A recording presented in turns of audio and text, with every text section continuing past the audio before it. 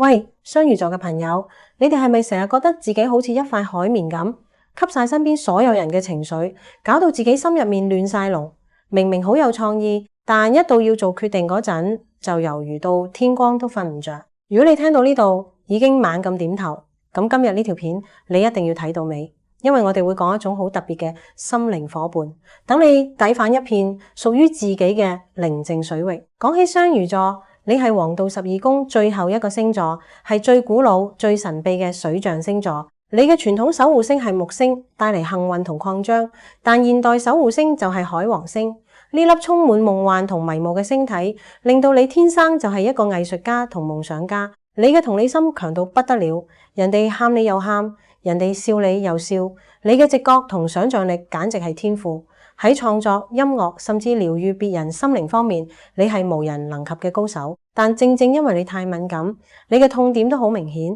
情緒好似海浪咁，一時高漲，一時低沉，好容易俾人哋嘅負能量拖落水底。有時為咗逃避現實，寧願匿埋喺自己嘅幻想世界入面，做嘢又優柔寡斷，思緒亂到似一團打咗結嘅毛冷。呢啲唔係你嘅錯，只係你嘅能量太柔軟，需要一啲堅定嘅力量去幫你定海神針。喺身心靈文化同水晶能量嘅傳統信念入面，天然礦石嘅磁場被認為可以同我哋嘅身體產生共鳴，當成一個提醒自己穩定心緒嘅儀式感，並無科學或醫療實證，但好多人都中意用佢嚟做生活嘅調和劑。今日就等我介紹4款最啱雙魚座嘅水晶夥伴，等你係咪都想即刻擁有一粒？等自己個人定啲，思路清啲。第一粒一定要講紫水晶，佢對應你嘅頂輪，就好似你頭上嘅一粒小燈塔。紫水晶嘅能量係溫潤而帶有靈性，最擅長幫你開發直覺，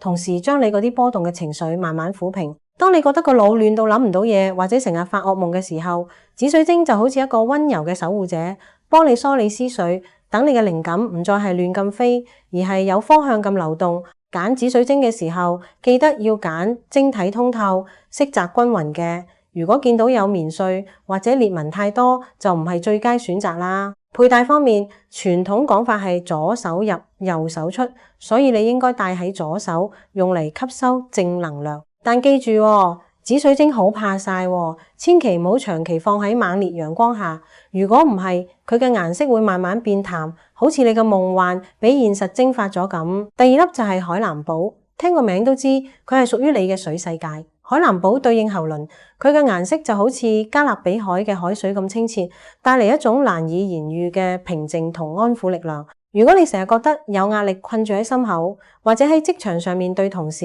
喺感情入面面對伴侶都唔敢表達自己真正嘅諗法，海藍寶就可以幫你打開喉嚨，增強你嘅溝通自信，將內心嘅壓力隨住水流釋放出嚟。揀海藍寶一定要睇佢嘅色澤，要揀清澈水藍、冰透、無雜質嗰種。如果見到有白紋或者黃黃地色就唔靚啦，因為佢質地比較脆，無論你戴左手定右手都得。但就一定要避免劇烈撞擊，同埋做家務或者化妝嗰陣最好除低，唔好俾佢掂到化學洗劑。如果唔係，佢嘅光澤會受損，好可惜啦。第三粒係月光石，呢粒石係雙魚座嘅決斷之石。月光石對應眉心輪同頂輪，佢最奇妙嘅地方就係表面會浮現一層藍光或者彩光，就好似月光灑喺海面咁，好浪漫。對於成日優柔寡斷嘅雙魚座嚟講，月光石嘅能量可以幫助你喺做選擇嘅時候減少外界嘅干擾，唔好再俾人哋嘅意見牽住走，而係憑住自己內心嘅直覺去理性判斷。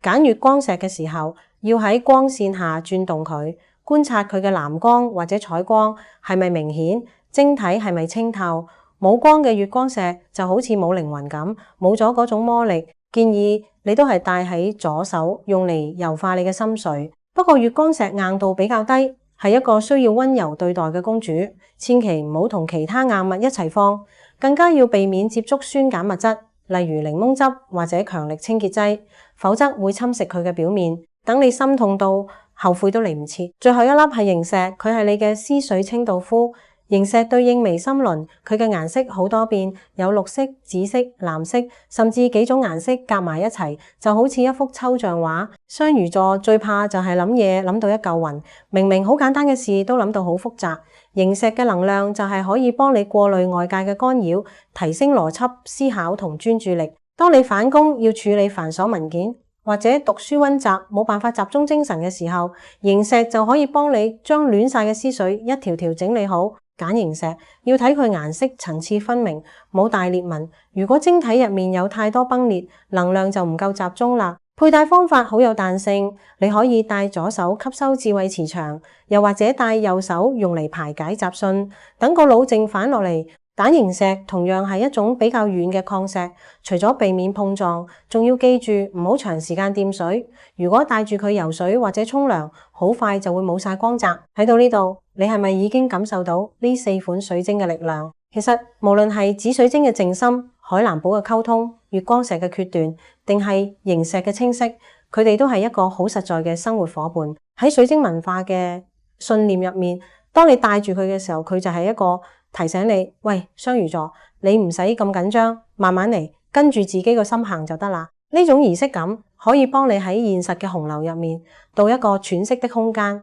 如果你覺得今日嘅內容有幫到你，或者你身邊都有個雙魚座嘅朋友成日迷失方向，記得要 like 呢條片，訂閱我哋嘅頻道，仲要撳埋個小鈴鐺，咁就唔會錯過我哋之後講其他星座嘅水晶配對啦。最後我想問你一個簡單嘅問題，作為一個雙魚座，你覺得自己最需要嘅係安定情緒嘅紫水晶，定係幫你做決定嘅月光石呢？快啲喺留言區話我知，等我都睇下你哋嘅選擇係點樣。我哋好期待同你傾偈睇。